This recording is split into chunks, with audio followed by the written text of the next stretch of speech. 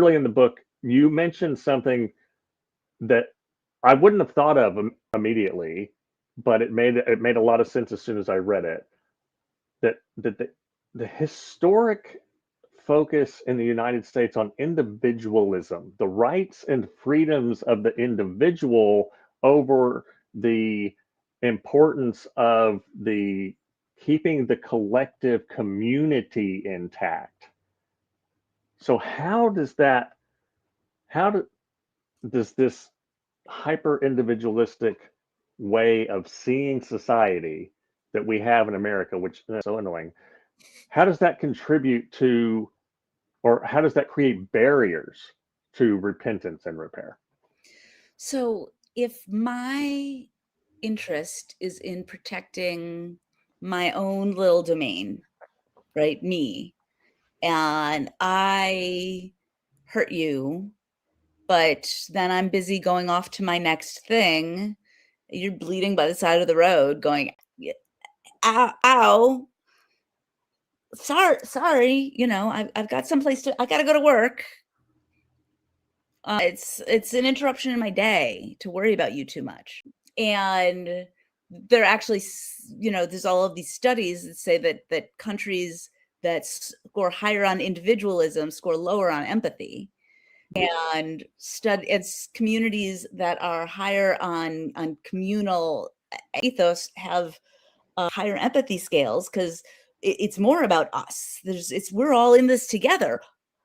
One of ours is bleeding by the side of the road. I'm like, are you okay? Like, is anybody taking, work can wait, and people at work will understand if I'm late, because I'll say there was somebody bleeding by the side of the road.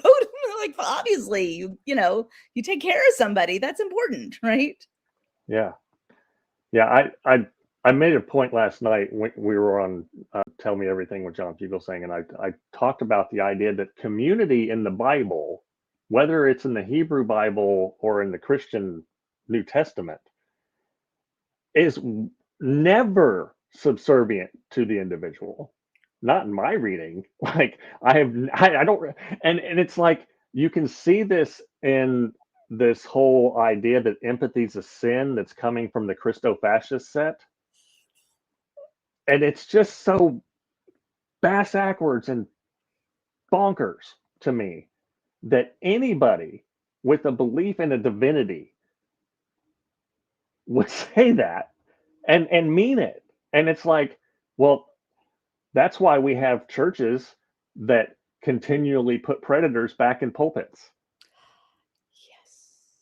That's why we have, athletes who commit domestic violence making a public apology and then go signing a 7-figure contract. Mm-hmm. All of these kinds of things, and it's just like, wow.